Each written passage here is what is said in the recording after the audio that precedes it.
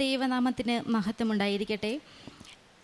നിനക്കെൻ്റെ കൃപ മതി, എന്തെന്നാൽ ബലഹീനതയിലാണ് എൻ്റെ ശക്തി പൂർണ്ണമായും പ്രകടമാകുന്നത്. എൻ്റെ പേര് അഖില. ഞാൻ എറണാകുളം നോർത്ത് പറവൂരിൽ നിന്നാണ് വരുന്നത്. ഇതെൻ്റെ അമ്മ ഷീല. ഞാനിവിടെ 2019 ആദ്യമായിട്ട് ഞാൻ കൃപാസനത്തിൽ വരുന്നത്. ഞാൻ ഒരു നേഴ്സാണ്. ഞാൻ നേഴ്സിംഗ് പഠിച്ചുകൊണ്ടിരിക്കുന്ന ഒരു സമയത്താണ് എൻ്റെ ഫ്രണ്ട്സിൻ്റെ കൂടെ ഞാനിവിടെ ആദ്യമായിട്ട് വരുന്നത്. ആ ഒരു സമയത്ത് പരിശുദ്ധ അമ്മ പ്രത്യക്ഷപ്പെട്ട ഒരു പുണ്യഭൂമിയാണ് ഇതെന്ന് എനിക്ക് അറിയില്ലായിരുന്നു. എല്ലാവരുടെയും കൂട്ടത്തിൽ വന്ന് പ്രാർത്ഥിച്ച് പോവുകയാണ് ഉണ്ടായത്. അതിനുശേഷം ഞാനിവിടെ വരുന്നത് എനിക്കൊരു പ്രതിസന്ധി നേരിട്ടപ്പോഴാണ് ഞാൻ അമ്മയെ തേടി ഇവിടെ വന്നത്. എനിക്ക് ആദ്യമേ പറയാനുള്ളത് എനിക്ക് കിട്ടിയ ഒരു രോഗസൗഖ്യത്തെക്കുറിച്ചിട്ടാണ്. ഞാൻ എൻ്റെ നേഴ്സിംഗ് പഠനം കഴിഞ്ഞിരിക്കുന്ന ഒരു സമയത്ത് എൻ്റെ റൈറ്റ് ഹാൻഡിൻ്റെ ആക്സിലയിലായിട്ട് ഒരു ചെറിയ ലംബ് മാതിരി വന്നിട്ടുണ്ടായിരുന്നു. ഞാൻ അത്ര കാര്യമായിട്ടൊന്നും എടുത്തിട്ടുണ്ടായിരുന്നില്ല. ഒരു 2-3 വീക്സൊക്കെ കഴിഞ്ഞപ്പോഴത്തേക്കും അവിടെ കുറച്ച് ഡിസ്കളറേഷനും കാര്യങ്ങളൊക്കെ ഉണ്ടാവാൻ തുടങ്ങി. എനിക്കപ്പോൾ ഒത്തിരി പേടിയായി. ഞാനങ്ങനെ ഡോക്ടറെ കൺസൾട്ട് ചെയ്തു. ഡോക്ടറെ കണ്ടു കഴിഞ്ഞപ്പോൾ എന്നോട് പറഞ്ഞത് ഇത് ലിംഫോമ ആവാൻ ചാൻസ് ഉണ്ട്, നമുക്കൊന്ന് ബയോപ്സിക്ക് അയക്കാമെന്ന് പറഞ്ഞു. നേഴ്സിംഗ് പഠിച്ചതുകൊണ്ട് തന്നെ ലിംഫോമ എന്നൊരു പേര് കേട്ടപ്പോൾ തന്നെ ഞാൻ ഒത്തിരി ഭയപ്പെട്ടു. കാരണം എനിക്ക് 2 വയസ്സുള്ളപ്പോഴാണ് എൻ്റെ അച്ഛൻ ക്യാൻസർ മൂലമാണ് മരണപ്പെടുന്നത്. അതുകൊണ്ട് തന്നെ ഞാൻ ഒത്തിരി ഭയപ്പെട്ടു. ഞാൻ വേറൊരു ഡോക്ടറെയും കൂടി കൺസൾട്ട് ചെയ്തായിരുന്നു. ആ ഡോക്ടറും പറഞ്ഞു നമുക്ക് ബയോപ്സിക്ക് എന്തായാലും അയക്കാമെന്ന് പറഞ്ഞു. അങ്ങനെ എനിക്ക് എക്സീഷൻ ബയോപ്സി ചെയ്തു. ഞാനങ്ങനെ ബയോപ്സിയുടെ റിസൾട്ടിന് വേണ്ടി വെയിറ്റ് ചെയ്തിരിക്കുന്ന ഒരു സമയത്താണ് ഞാൻ ആദ്യം ഓൺലൈൻ വഴിയാണ് ഉടമ്പടി എടുക്കുന്നത്. ഞാൻ ഓൺലൈൻ ഉടമ്പടി എടുത്തു. ഞാൻ മാതാവിനോട് പ്രാർത്ഥിച്ചു. എൻ്റെ ബയോപ്സിയുടെ റിസൾട്ട് നോർമലായിട്ടുള്ളൊരു റിസൾട്ടാണ് അമ്മ എനിക്ക് തരുന്നതെങ്കിൽ ഞാൻ ഇവിടെ വന്ന് സാക്ഷ്യപ്പെടുത്തിക്കൊള്ളാമെന്ന് പറഞ്ഞു. ഡോക്ടർ എന്നോട് പറഞ്ഞത് ഒരു 2 വീക്സ് കഴിയുമ്പോഴത്തേനും റിപ്പോർട്ട് കിട്ടുമെന്നാണ്.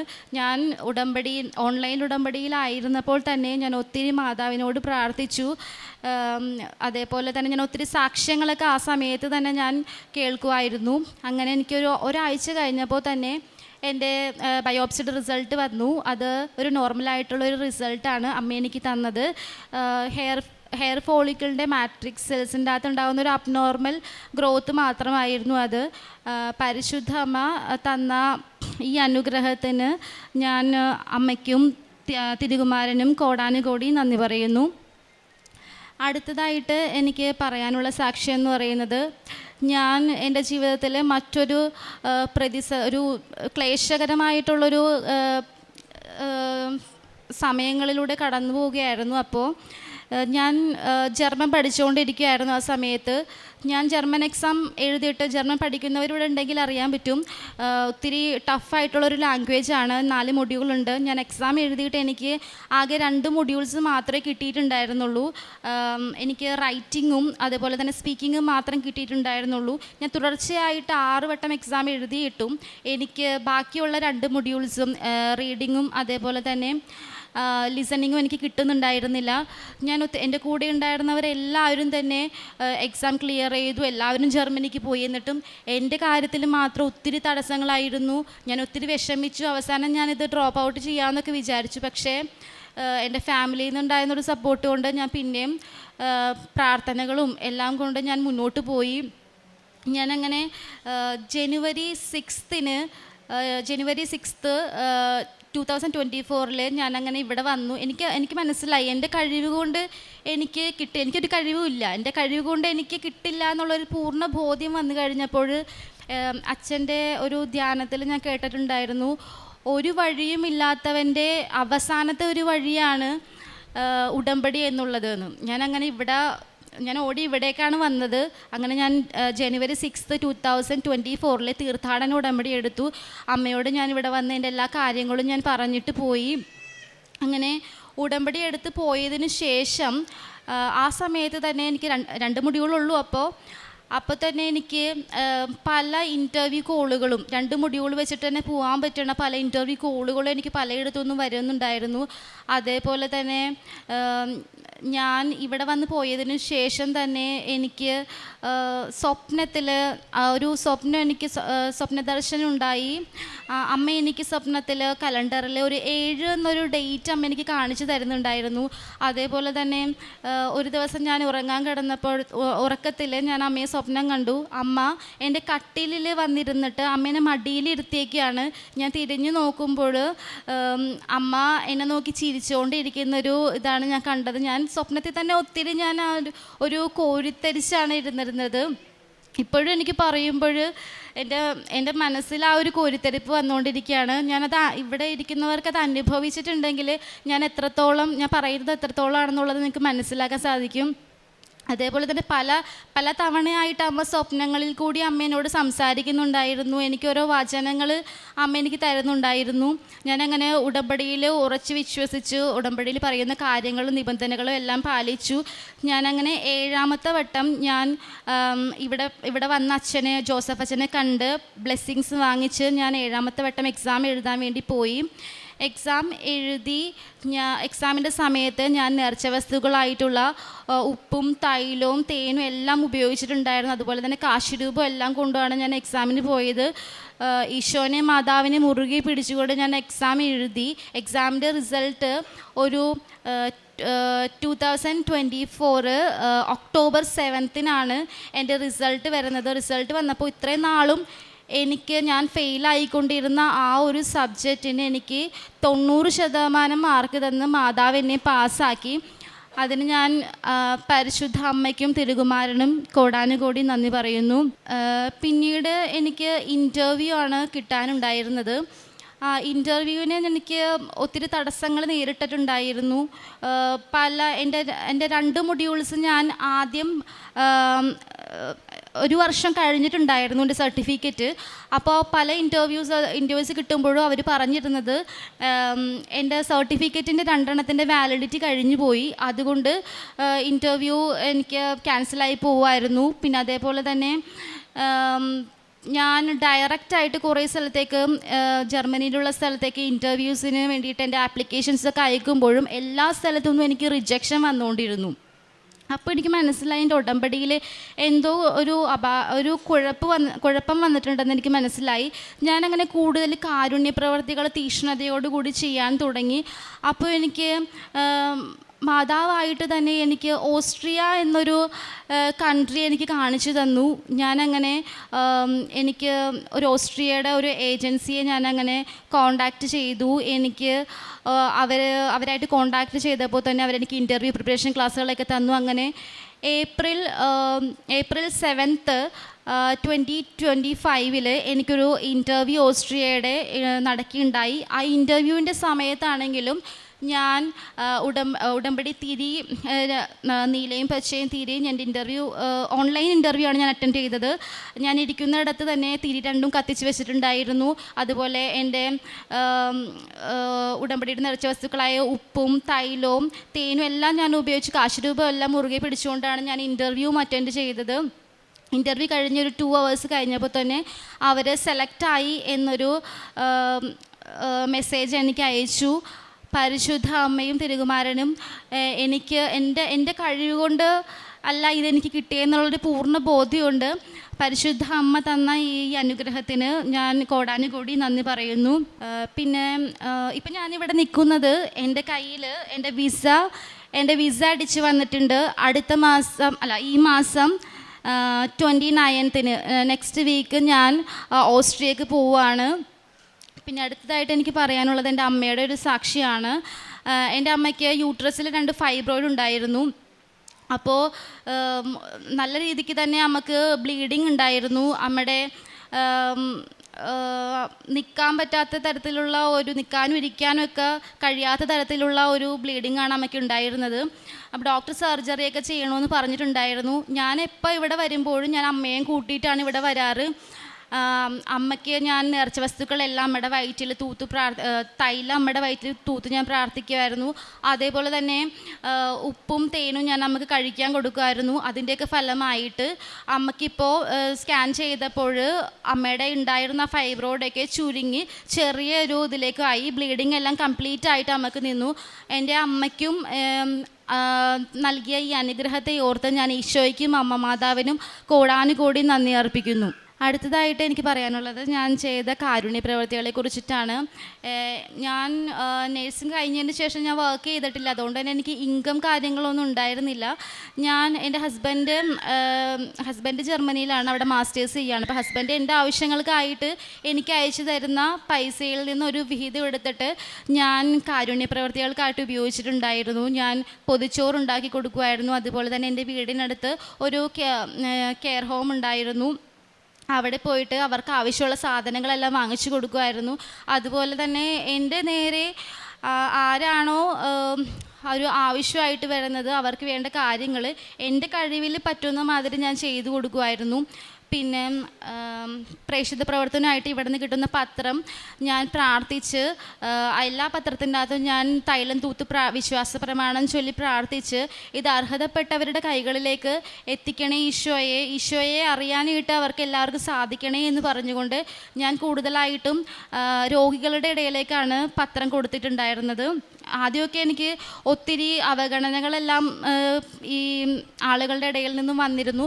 പക്ഷേ എനിക്ക് പിന്നീട് മനസ്സിലായി നമുക്ക് സഹനങ്ങൾ കൂടുതൽ വരുന്നത് നമ്മൾ ഈശോയിലേക്ക് കൂടുതൽ അടുക്കാൻ വേണ്ടിയിട്ടാണെന്നുള്ളത് എനിക്ക് മനസ്സിലായി. പിന്നീടെല്ലാം ഞാൻ വളരെ സ്നേഹത്തോടു കൂടി എത്ര അപമാനങ്ങൾ സഹിക്കേണ്ടി വന്നാലും സാരമില്ല എന്നുള്ള രീതിയിൽ എല്ലാവർക്കും സന്തോഷത്തോടു കൂടി എൻ്റെ ഈശോയെ ഞാൻ കൊടുക്കാനായിട്ട് ശ്രമിച്ചു. എല്ലാത്തിനും മാതാവിനും ഈശോയ്ക്കും കോടാനുകോടി നന്ദി പറഞ്ഞുകൊണ്ട് എൻ്റെ സാക്ഷ്യം ഞാനിവിടെ സമർപ്പിക്കുന്നു. സങ്കീർത്തനങ്ങൾ 107:13. തങ്ങളുടെ കഷ്ടതയിൽ അവർ കർത്താവിനോട് നിലവിളിച്ചപേക്ഷിച്ചു, അവിടുന്ന് അവരെ ഞെരുക്കങ്ങളിൽ നിന്ന് രക്ഷിച്ചു. അഖില എന്ന ഈ അക്രൈസ്തവ മകളുടെ വളരെ സുന്ദരമായ അർത്ഥപൂർണമായ സാക്ഷ്യമാണ് നാം കേട്ടുകൊണ്ടിരുന്നത്. മകളുടെ ഓരോ വാക്കിലും വലിയ ദൈവസ്നേഹം നമ്മൾ അനുഭവിക്കുന്നുണ്ടായിരുന്നു. പരിശുദ്ധമായി എത്ര കണ്ട് മകളെ സ്നേഹിക്കുന്നു, ഈശോയുടെ എത്ര ആഴത്തിലുള്ള ബന്ധം മകൾക്കുണ്ട്. ആദ്യം പഠിച്ചിരുന്ന നാളുകളിൽ ഇവിടെ എത്തിയപ്പോൾ മുതൽ ജീവിതത്തിൻ്റെ ഏറ്റവും അത്യാവശ്യ നിമിഷങ്ങളിൽ വന്ന് ഉടമ്പടി എടുത്ത് ജീവിച്ചു തുടങ്ങിയ നാളുകളിലൊക്കെയും അമ്മയോടും ഈശോയോടുമുള്ള മകളുടെ വ്യക്തിപരമായ ബന്ധത്തെയാണ് ആ നിയോഗങ്ങൾക്കൊപ്പം നമുക്ക് കൈമാറിക്കൊണ്ടിരുന്നത്.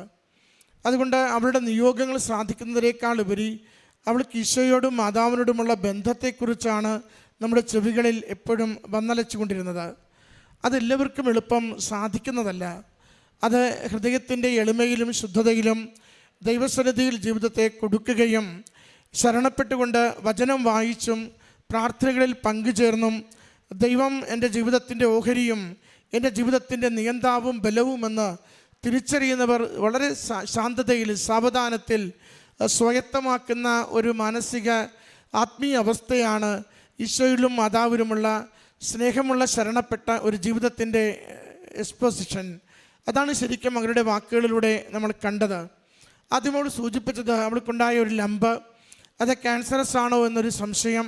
ആ നാളുകളിൽ അമ്മമാതാവിൻ്റെ അരികിൽ ശരണപ്പെട്ട് പ്രാർത്ഥിച്ചതും അത് പൂർണ്ണമായും യാതൊരു ക്ലേശവുമില്ലാതെ മകൾക്ക് മാറിക്കിട്ടിയതിനെയാണ് സാക്ഷ്യപ്പെടുത്തിയത്. പിന്നീട് മകളുടെ ജർമ്മൻ എക്സാംസ് ഏറെ മകളെ വലച്ച ഒരു വിഷയമായിരുന്നു. സാധാരണ സ്പീക്കിങ്ങും റൈറ്റിങ്ങുമാണ് എല്ലാവർക്കും പ്രയാസമുള്ളത്. റീഡിങ്ങും ലിസണിങ്ങും പൊതുവെ ആദ്യത്തെ എഴുത്തുകളിൽ ക്ലിയർ ചെയ്യുന്ന മൊഡ്യൂൾസുമാണ്. എന്നാൽ മകളിൽ ഏറ്റവും പ്രയാസമുള്ളത് ആദ്യം തന്നെ 2 ക്ലിയർ ചെയ്ത് വെച്ചു. പിന്നീട് ഈ ലിസണിങ്ങിനും റീഡിങ്ങിനും വേണ്ടി മകൾ 6 തവണ എഴുതിയിട്ടും ക്ലിയർ ആയില്ല എന്നാണ് മകൾ സൂചിപ്പിച്ചത്. എന്നിട്ട് മകൾ എപ്പോഴാണോ ഒന്ന് ഉടമ്പടി എടുക്കുന്നത്, ഒരു തരത്തിലും അത് പൂർത്തീകരിച്ചെടുക്കുവാൻ മകൾക്ക് സാധിക്കുന്നില്ല.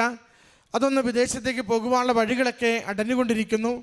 അമ്മയുടെ അരികിൽ വന്ന് ആ തനിക്കുള്ള സ്വാഭാവികമായ നിഷ്കളങ്കതയിൽ ഉടമ്പടി എടുത്ത് ഈ ഗൗരവമുള്ള വിഷയത്തെ അമ്മയുടെ കരങ്ങളിൽ ഏൽപ്പിച്ചു കൊടുക്കുമ്പോൾ മകൾ പറയുന്നുണ്ട്, എനിക്ക് ലഭിച്ച സന്ദേശം, സ്വപ്നത്തിലെ സന്ദേശം 7 എന്ന അക്കമായിരുന്നു. 7 എന്ന അക്കം മകൾ അച്ഛൻ്റെ കൈവെപ്പ് ശുശ്രൂഷയും പ്രാർത്ഥനയും സ്വീകരിച്ച് മടങ്ങുമ്പോൾ മകൾ മനസ്സിൽ ഉറപ്പിച്ചിട്ടുണ്ട്, ഞാനിനി എഴുതാൻ പോകുന്നത് 7ാമത്തെ തവണയാണ്.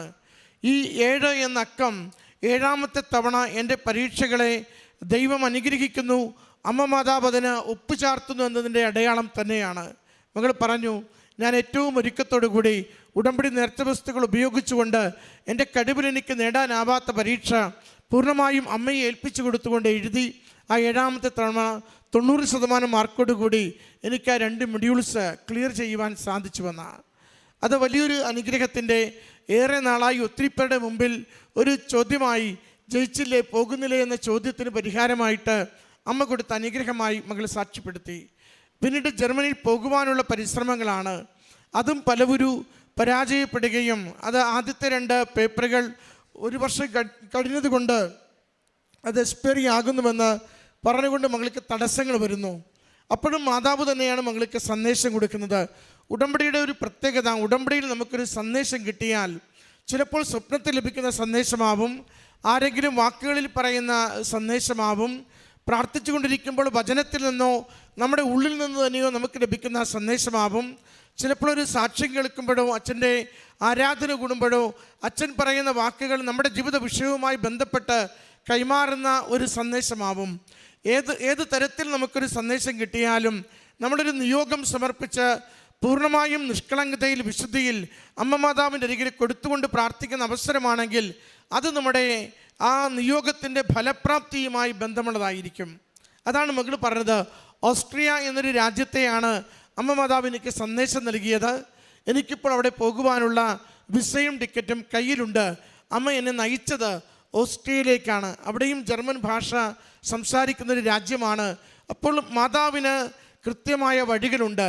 ഒരുപക്ഷെ നമ്മൾ കാണുന്ന വഴികളിലൂടെ ആയിരിക്കണമെന്നില്ല നമ്മുടെ ലക്ഷ്യത്തിൽ എത്തിച്ചേരുന്നത്. അമ്മ ഒരുക്കി തരുന്ന തിരുക്കുമാരൻ കണ്ടെത്തിയിരിക്കുന്ന വഴികളിലൂടെ നമ്മുടെ ജീവിതത്തെ സുരക്ഷിതമാക്കും വിധത്തിൽ അമ്മ നമ്മളെ കൈപിടിച്ച് എത്തിക്കുക തന്നെ ചെയ്യും. മറ്റൊന്ന് മകൾ സൂചിപ്പിച്ചത് അമ്മയ്ക്കുണ്ടായിരുന്ന രോഗക്ലേശങ്ങളെക്കുറിച്ചാണ്. യാതൊരു മരുന്നും ഉപയോഗിക്കാതെ ഉടമ്പടി തൈലവും ഉടമ്പടി ഉപ്പും മാത്രം ഉപയോഗിച്ചുകൊണ്ട് ആ കടുത്ത ബ്ലീഡിങ്ങിനെയും ഫൈബ്രോയിഡിനെയും എങ്ങനെ അത് ചുരുങ്ങിയും രോഗം സൗഖ്യപ്പെട്ടും അമ്മയുടെ ആരോഗ്യം എങ്ങനെ സംരക്ഷിക്കപ്പെട്ടുവെന്ന് മകൾ സൂചിപ്പിക്കുകയാണ്. പ്രിയമുള്ളവരെ, ഉടമ്പടി ദൈവാനുഗ്രഹത്തിൻ്റെ പദ്ധതിയാണ്. ഉടമ്പടി നമ്മുടെ ജീവിതത്തെ ദൈവസന്നിധിയിൽ എളിമപ്പെടുത്തിക്കൊണ്ട് ദൈവനാമത്തെ മഹത്വപ്പെടുത്തുവാൻ നാം ഈ ലോകത്തിൻ്റെ ശക്തികൾക്കപ്പുറം ദൈവശക്തിക്ക് ജീവിതത്തിൽ പ്രാധാന്യം കൊടുക്കുമ്പോൾ ദൈവം ഇടപെട്ട് നമ്മുടെ ജീവിതത്തിൽ നൽകുന്ന നന്മകളെക്കുറിച്ച് എന്നും ഓർക്കുവാൻ അവസരം ലഭിക്കുന്ന ഒരു പദ്ധതിയാണ്. അതുകൊണ്ട് ഓർക്കണമേ, ഏറ്റവും പ്രധാനപ്പെട്ടത് ഈശോയും മാതാവുമായി ഒരു അഭേദ്യമായ ബന്ധം ജീവിതത്തിൽ നെയ്തെടുക്കുക എന്നതാണ് ഉടമ്പടിയുടെ ഏറ്റവും പ്രധാനപ്പെട്ട ദൗത്യമെന്നത്. നമുക്ക് അമ്മ മാതാവിനോടും ഈശോയോടും നിരന്തരം സംസാരിക്കുവാൻ, സഹോദരങ്ങളെപ്പോലെ അമ്മയെപ്പോലെ പറയുവാൻ, ഇടപഴകുവാൻ നമുക്കൊരു വഴി തുറക്കുന്ന ബന്ധമുണ്ടാകുമെങ്കിൽ ജീവിതത്തിൻ്റെ ബാക്കി എല്ലാ മേഖലകളിലും വളരെ സ്മൂത്തായി പോകുന്നത് നമുക്ക് കാണാനാവും. അതുകൊണ്ട് നമ്മൾ നിയോഗങ്ങൾ അമ്മയുടെ കരങ്ങളിൽ ഏൽപ്പിക്കുമ്പോൾ അതൊരു അപരിചിതമായ ഏൽപ്പിക്കലുകളാവരുത്. അമ്മയ്ക്കും ഈശോയ്ക്കും സ്വന്തമായ വ്യക്തികൾ ഏൽപ്പിക്കുന്നത് പോലെ ഏൽപ്പിക്കുവാൻ നമുക്കൊരു കമ്മ്യൂണിക്കേഷൻ മാതാവിനോടും ഈശോയോടും നിരന്തരം ഉണ്ടാവണം. ഉടമ്പടിയിലൂടെ പരിശീലിക്കേണ്ടത് ഈ ഒരു ആത്മീയതയാണ്. എനിക്കെൻ്റെ അമ്മ മാതാവിനോടും ഈശോയോടും തുടർച്ചയായി കമ്മ്യൂണിക്കേഷനുള്ള ഒരു ജീവിതക്രമത്തിലേക്ക് നമ്മൾ മാറുക. അതിനാണ് നമുക്ക് ഒരു കരുത്തുറ്റ ആത്മീയ ജീവിതം വേണമെന്ന് പറയുന്നത്. ഒത്തിരി ലോകവിഷയങ്ങൾ നമ്മുടെ ജീവിതത്തിൽ ഇട്ടലച്ച് പാപത്തിൻ്റെയും പാപ വഴികളിലേക്കും ജീവിതം പോകുന്ന രീതിയിൽ നമ്മളെ തന്നെ വിട്ടുകൊടുക്കരുത്. നമുക്ക് പറയുവാനാവണം, തെളിമയുള്ളൊരു ആത്മാവ് എനിക്കുണ്ട്, തെളിമയുള്ളൊരു ശരീരം എനിക്കുണ്ട്, ദൈവത്തിനും പ്രിയപ്പെട്ടവർക്കും നന്മ ചെയ്യുന്നൊരു ജീവിതം എനിക്കുണ്ടെന്ന് പറയുവാനാകുമ്പോൾ നമ്മുടെ പ്രാർത്ഥനകൾ നമുക്ക് അനുഗ്രഹമാവും, നമ്മുടെ ജീവിതം മറ്റനേകർക്ക് മാതൃകയാവുകയും ചെയ്യും. ഈ മകൾക്ക് ലഭിച്ച എല്ലാ ആത്മീയ ബോധ്യങ്ങൾക്കും മകളുടെ എല്ലാ ജീവിത നിയോഗങ്ങൾ അനുഗ്രഹങ്ങളായതിനും അമ്മ മാതാവിനും ഈശോയ്ക്കും നന്ദി പറഞ്ഞുകൊണ്ട് കരങ്ങളടിച്ച് ഈ സാക്ഷ്യം നമുക്ക് സമർപ്പിക്കാം. അത്യപൂർവ ദൈവാനുഭവങ്ങൾ ഇനി നിങ്ങൾക്കും സ്വന്തം. ഈ യൂട്യൂബ് ചാനൽ ഇതുവരെ സബ്സ്ക്രൈബ് ചെയ്തിട്ടില്ലെങ്കിൽ ഇപ്പോൾ തന്നെ സബ്സ്ക്രൈബ് ചെയ്യുക. ഈ വീഡിയോ ഇപ്പോൾ തന്നെ നിങ്ങളുടെ സുഹൃത്തുക്കൾക്ക് ഷെയർ ചെയ്തുകൊണ്ട് കർത്താവിൻ്റെ പ്രേക്ഷിതരാകുക.